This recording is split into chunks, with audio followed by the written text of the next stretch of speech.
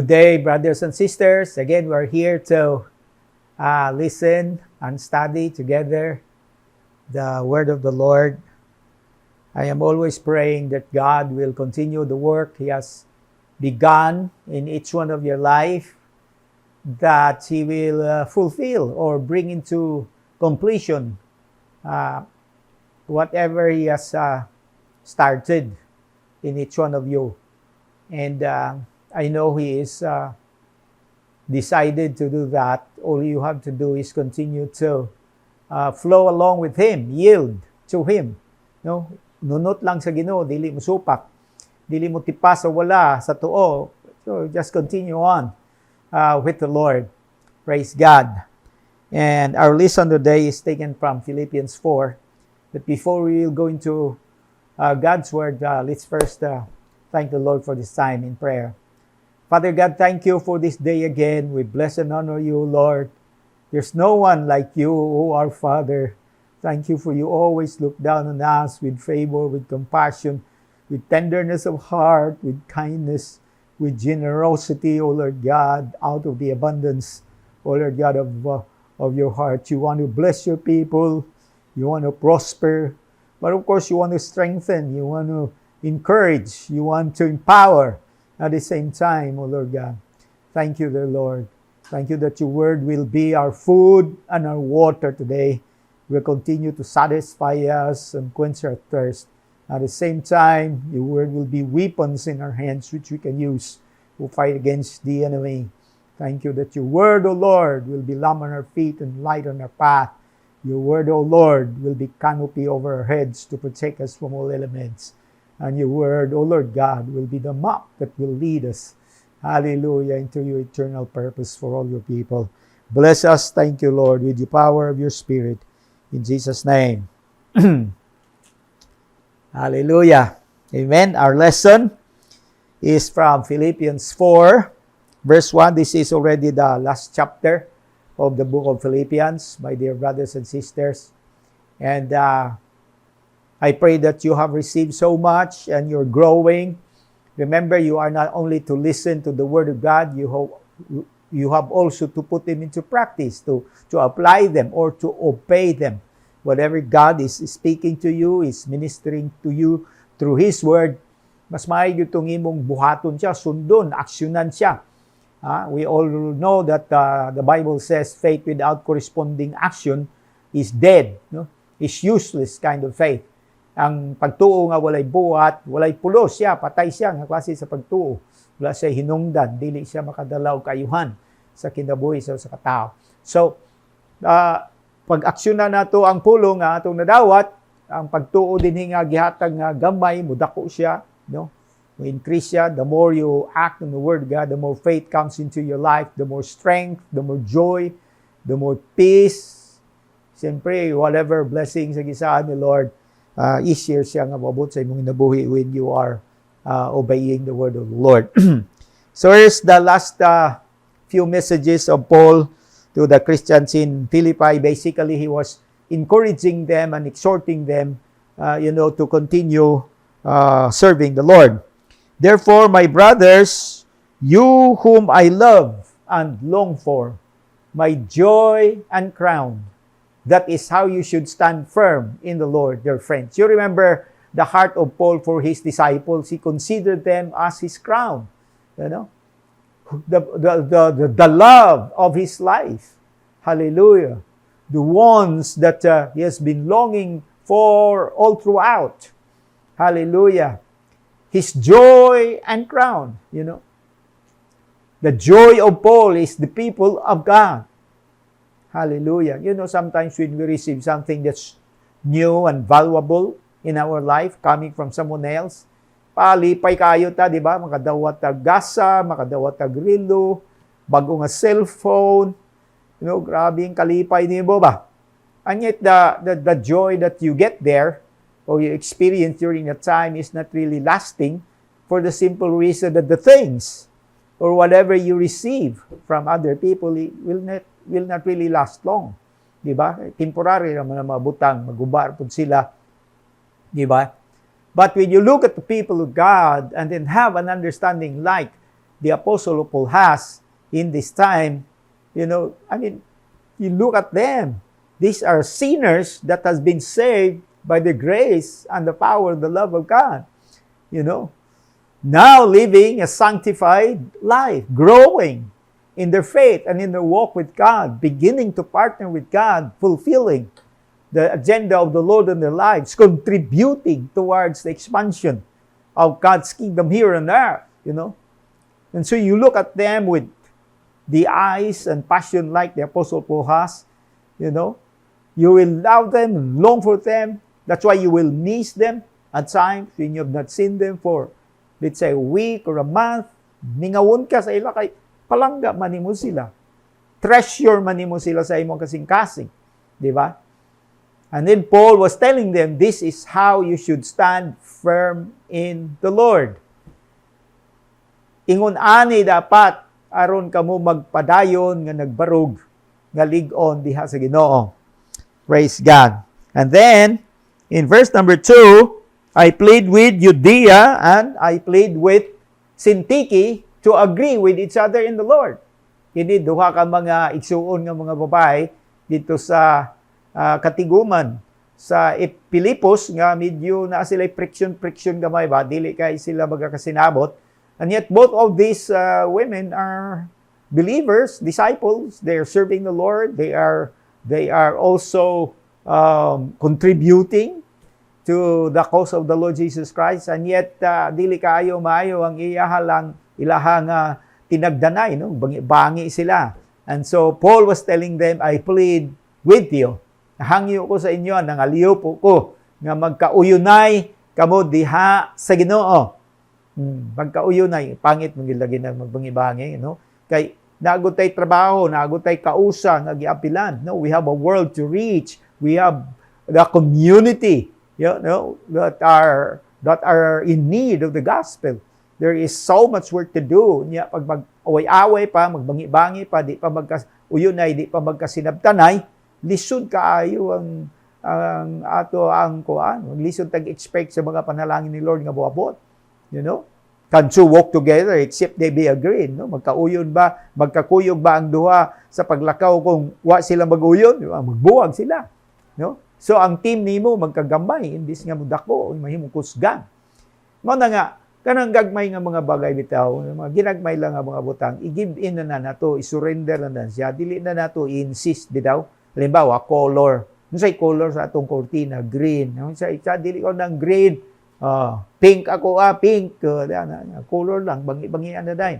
Hantod, magbuhi na mga pulo nga mga hait, mga bugat, mga insulting and hurting words. Diba? Murag politika, murag kumpanyas politika. Diba? Bag-ora na humana nga itong eleksyon, diba? Yung side mo nga before sa eleksyon, grabe, si binatikos. May nalang gani, kay kato isa, wagin nagtukol, wala gani mo balos. Hinoy na kadaog. Way kumog yun na magpailo ba? Pailob lang ka, utong lang ka, di lang ka mo balos. Isang kabaluson na ka, pero hilom lang ka. Maluoy pa ang mga tao sa imuha. Basta pang Ginoo, maluoy pa sa imuha. Bangi-bangi gani, dili maayo. And so he pleads with them. And then, in the next verse, yes, and I ask you, loyal yoke fellow, help these women who have contended at my side in the cause of the gospel, along with Clement and the rest of my fellow workers whose names are in the book of life. Kani di ay nga mga babaeng gimension niya, si Judea o si Syntyche, have contended at my side in the cause of the gospel. Mga kusgan kaayo ni sila nga mga associates ni Apostle Paul in proclaiming the gospel and in the other, works that's involved in the propagation of the gospel. Diba?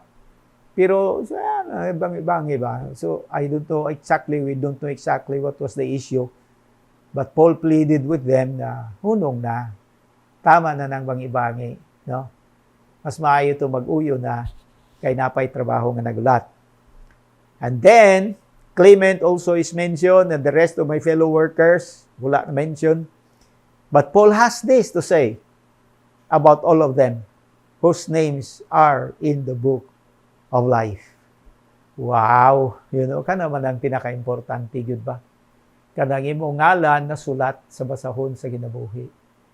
Kana, no?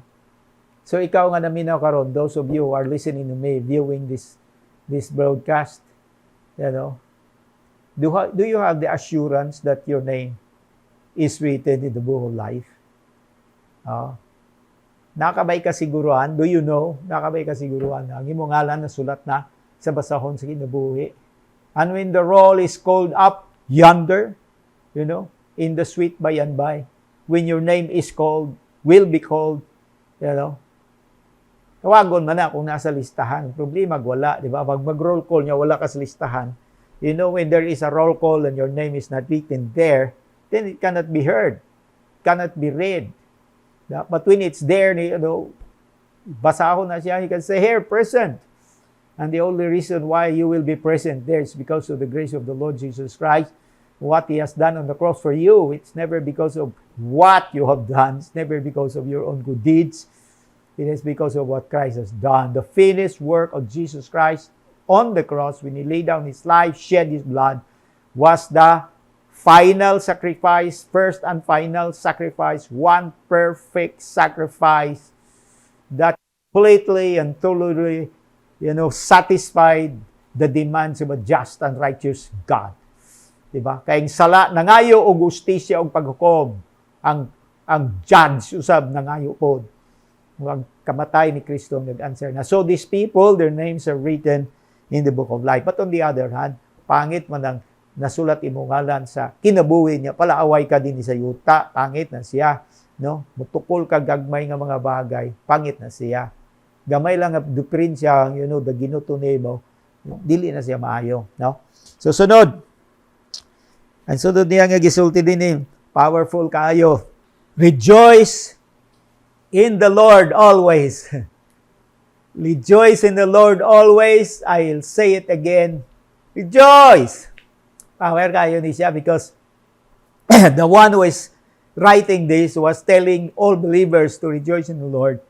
The Apostle Paul was inside prison when he was writing this letter. You could imagine. Yeah, can you imagine? Can you understand how important it is for you to rejoice?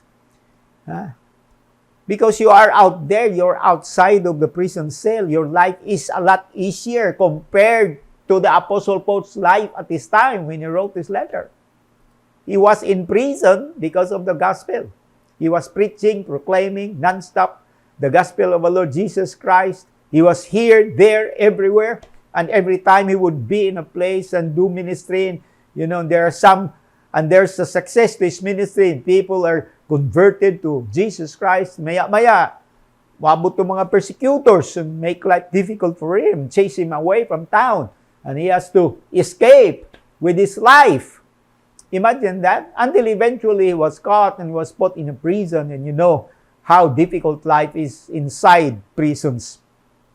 More so during this time. The Romans were terrible soldiers, terrible masters. They do not treat the non-Romans fairly and justly and fairly. So you can imagine the sufferings of the Apostle Paul, and yet he has the courage, to encourage the Christians outside of the prison, including us all today, to rejoice. Rejoice in the Lord. I'll say it again, rejoice. What do you think is the reason why we are to rejoice in the Lord? Now, in the verse here, he did not tell us. He did not tell us what's the reason.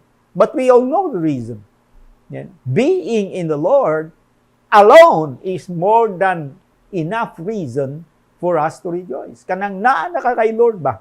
Kanang naa na ka finally kay Lord. So una, laglatagaw lang ka. Years before, you're just on your own, wandering, going around. You do not know which way you will go. You're living in sin. You're living in darkness. You're living in confusion. You're living in fear. You're living in wickedness. You're living in evil. But now you are in the Lord. That is more than enough reason to rejoice. Because in the Lord you found freedom. In the Lord you found peace. You found joy. You found contentment. In the Lord you found satisfaction in life that the world can never fulfill or satisfy. You know, when you are in the Lord, even though you may live a poor life, materially and financially speaking, you have almost nothing. You can barely buy your food. Sometimes you don't know where the next meal will come. But for the simple reason that you are in the Lord, that is already worth celebrating. Because when you are in the Lord, you are in the safest place of all. Hallelujah. Amen. You are in the Lord and the Lord is in you. Wow. Is there a better, situation than that? Could there be any better situation? Murag wala na yung makalabaw gidana ba? Mao na ang pinakanindot nga kinabuhi nga si Lord naa kanimog, ikaw naa kay Lord. Worth rejoicing, worth celebrating. Amen. Even if you fail, even if your business has failed, wala ka ginansya, or you did not pass a board exam, or your candidate which you were supporting vigorously did not make it, ayaw kalimot nga naa na kadiya kay Lord, ug si Lord naa na sa imo ka. And that is worth rejoicing. Hallelujah! That's why rejoice in the Lord. And I will say it again, rejoice. Verse number 5, let your gentleness be evident to all. The Lord is near. Let your gentleness be evident to all. The Lord is near.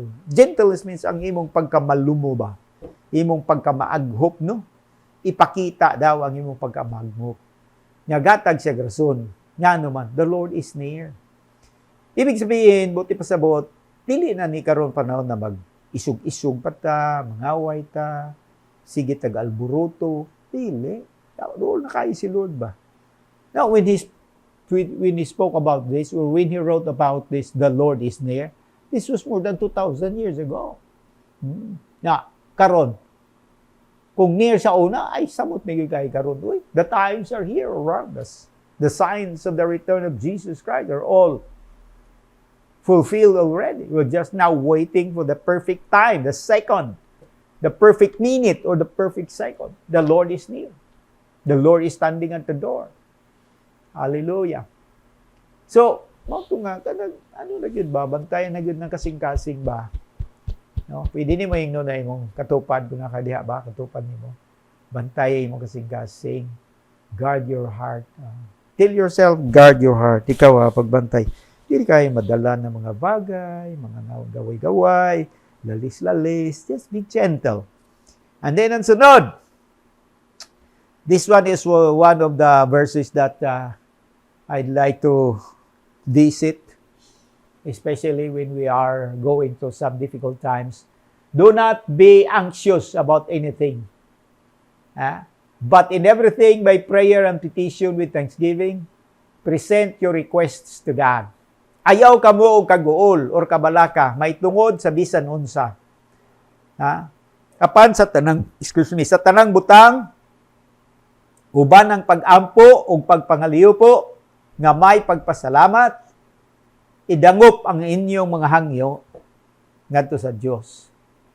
This particular verse is a complete verse that we can use to address all our worries and anxieties and cares and fears, unsa pang uban nato mga ginagian nga mga suliran sa kinabuhi. This one, this one single verse is more than enough. But he is telling us not to be anxious. Because when we are not careful, we will be anxious. We can be anxious. Now, what are some of the things that makes us anxious? As we live here on earth, unsa man ang mga bagay nga nakapag-uol nato? Mahal ang gasolina, sige lagsaka. Grabe ang gasolina, sukad atong Enero. Paspas kayo mo saka, dinagko ang dugang. Pag mo baba, papiso-piso. Pag musaka, 4, City, pesos. Grabe kayo, naunsan na ning kalibutan. But we do not fix our eyes on the world. We will only be anxious if we fix our eyes on the world.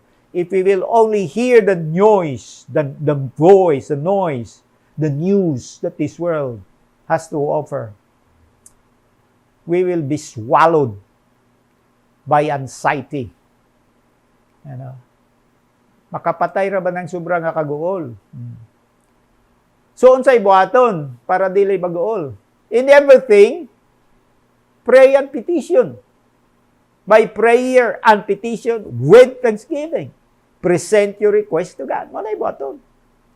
Pag-ampo, pangaliyo po, uban og pasalamat. Wala pa nimo dadawat, nagpasalamat na ka. Wala pa kay nabati sa imong lawas, nagpasalamat na ka. No? Wala pa kakakitag kayuhan. Pero thankful na ka kay Lord. Wala pa nimo nakita ang tubag nga umaabot na sa imong petition. Pasalamat na kadaan. With thanksgiving.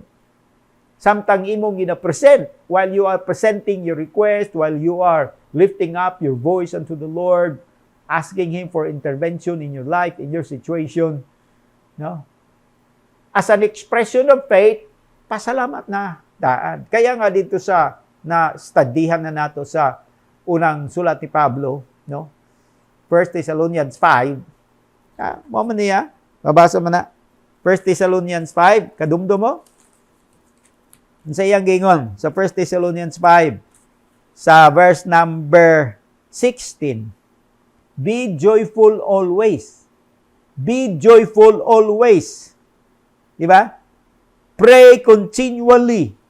Give thanks in all circumstances, for this is God's will for you in Christ Jesus. Na, pari-pariyara sila, tulo lang ni ka-verse, kani diri sa Philippians 4:6, isa lang. But the essence is the same. The message is the same. Magmalipayon, mag-ampo, magpasalamat. You have the Lord with you. He has covered you. In front of you, at your back, on your left hand, on your right hand, above you, underneath you, you're covered by the Lord. You are safe in His hands. So, mao na nga, pasalamat na langgod diya kay Lord. Lipay langgod ka dinha sa iyaha. And then, ang verse 7 is a powerful verse that gives us of the effect or the result. The peace of God and the peace of God, which transcends all understanding, will guard your hearts and your minds in Christ Jesus. Imagine mo na, no? Pag dili ka mag-uol, instead, no? Kig-istorya ka sa Diyos. No? Prayer means talking with God. No? So you talk to the Lord, you file your petitions, pakapinan nimo og pasalamat. As you file your request before the Lord, unsa iyang resulta? The peace of God. You will have the peace of God. Hallelujah. Your anxiety will give way to the peace of the Lord that will you start to work in your life, in your mind. No? Mag-settle down ang imong na-stirred up nga emotion or feelings. Diba? Mukalma ka sa imong kinasuluran. Yeah. Fear will give way to faith. Hallelujah. The peace of God that transcends all understanding. Ang kalinaw sa Dios nga mulagbas pa sa tanang pagpanabot. Di ka kasabot nganong nagmalipayon ka o nagmalinawon ka. Nga wa pa manggani niabot ang tubag sa imong yampo. Pero nalinaw naman ka, wa naman ka mahadlok, wa naman ka babalaka. Diba? Why? Because the peace of God that transcends all understanding will guard your hearts and your minds in Christ Jesus. The peace of God will guard, mubantay. Ang kalinaw sa Diyos, mubantay, mutipig, will keep your heart and your mind. Ang anxiety nimo wala na, mga lagpot na siya. That is why we can hear this line that says, why worry when you can pray? Why be anxious when you can pray? No? Ang tubag sa tanan nimong mga kagulanan, no? Ampo sa Ginoo, tawaga siya. Tawaga siya. Cast all your cares on Him because He cares for you. 1 Peter 5:7. No? Isang-an na dito, no? Ikaw nagpasaan ka na imong problema, i-ato na kay Lord ba? I-file na imong petition. Apilig pasalamat. Kita kay unya naman ta mo pasalamat ug naan nagyud. Wala pa, i-file pa lang nimo, pasalamat na daan kay mo man ang expression of faith nimo nga si Lord nga imong gikaistorya, buutan, gamhanan, milagroso, matinabangon, maggihatagon, dili kaniya pasagdan, kuyugan kaniya sa tanang panahon, tumanon niya ang iyang pulong, nga na kanimo, ano mag-uol pa man ka, uy, di na ka mag-uol. And there is another thing nga imong buhaton, no? Pag-abot sa verse 8. Finally, brothers, whatever is true, whatever is noble, whatever is right, whatever is pure, whatever is lovely, whatever is admirable, if anything is excellent or praiseworthy, think about such things. And ganina, he started by saying, rejoice in the Lord. Then he tells us, do not be anxious. Do not be anxious, manayang gingon. And then, of course, now he tells us to put our mind to think on these things. Di ba? Think about such things. Unsay atong hunahon-naon? Whatever is true, whatever is noble, whatever is right, whatever is pure, whatever is lovely, whatever is admirable, mo na yung atong hunahon-naon. Dili ta magsiguna-una na mga pangit. Di ba? Huna-huna ka, away, lalis, karambula. Yun. Wala ka gahuna-huna sa mga nindot nga mga butang nga gisaan sa Ginoo sa imong kinabuhi. Pamalandunga. Kaya nga, importante kayo mga igsoon, ang pagbasa gyud sa pulong sa Ginoo. Okay. Ang pulong sa Ginoo, good news mangod siya. Good news siya. The gospel is the good news. So, pag wala na kayo basa-basa, dito na lang ka Permis TV, maminaw, bad news na halos tanan ng DS TV. As newspaper, sa internet. Halos walay mapili diya. Bad news yun na tanan. Malumos yung kaniha. No? Pirmi kagatanaw sa stock market, pirmi kagatanaw sa precious gasolina. Mag-bad news na. Mag-uul ka. Kaya magsige basa sa pulong sa Ginoon. Let the Lord speak to you. Holy Spirit, minister to your life. You know, abe ninyo si Pablo, ato naman na nakatuna, no, grabe, mga tiyagi-agian ba? Pero wala ba yun siya na tinagwa? Lakutay ba yun siya? Nga naman, nakakatuon siya to set his mind, set his heart on the things that are above, not on the things that are below. No? Katunan naman na nato, basa nato na dito sa 2 Corinthians chapter 4, verse 16, 17, and 18. No? We fix our eyes, ingon siya, not on the things that are seen, but on things that which are not seen, because the things that are seen are temporary. The things which cannot be seen are eternal and lasting. So ayaw kayo sige kaguol. Naguol ka kay wala na kay balay, nasunog imong balay. Naguol ka kay bankrupt ang negosyo. Naguol ka kay gibulagan ka sa imong uyab. Bubuon na ka, oy. Silipay ka diya kay Lord. Daghan pa man kayo sa gitagana para sa imo. Ayaw kalain po sa ubang mga tao. Ato malain ta, palayo dayon ta. Sila dahin ato basulon, gani. Muhawa dahin ta, balhin tag simbahan. Dahin atong himuon gani, dili man na gyud insakto. Mga immature ka na siya nga mga moves. Mga immature na siya. Asa gani ka na tumba, dapat diya ka mo bangon. Man na ang tao. Tumba ka diri, bukamang pakaslayo niya dito ka mo bangon. Bangon na lang ka diha. Kamang pa man yung ka dito pagka pikas kalto mo bangon. Bangon na din na. Pag paubos, may kikulang ka, ba?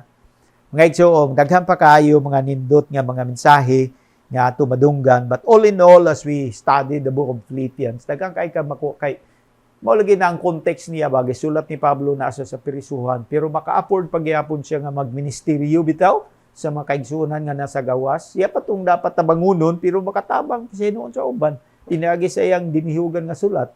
Wala diya gamitan nga absensya na mo, galisod pa ko dinhi. Ala na mo diya sa inyong kinabuhi sa tay cell group Lord, sa tay sulat-sulat Lord, kay galisod ko dinhi. Panginabuhi na lang sa budihag inyo. Panikay-sikay mo kutob sa inyong makaya. Pasensya mo, sa umang napriso mo ko. Wala siya nga na, ngita yun siya pagi nga. Padayon siya nga mga ministeryo. ngadto sa mga minahal niya sa kinabuhi, bisan tuod siya na, spiritual galisod siya.